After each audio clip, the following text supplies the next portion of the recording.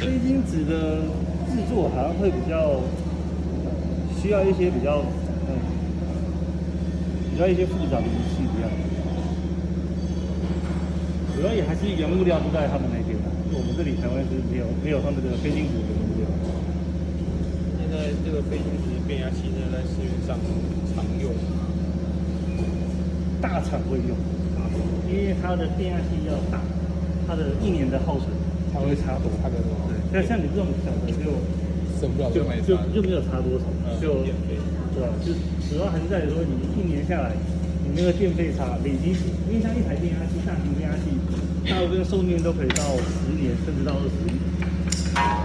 所以其实差异性蛮大的。当然，一台如果说是像这种跟非晶子的话，价钱也是差了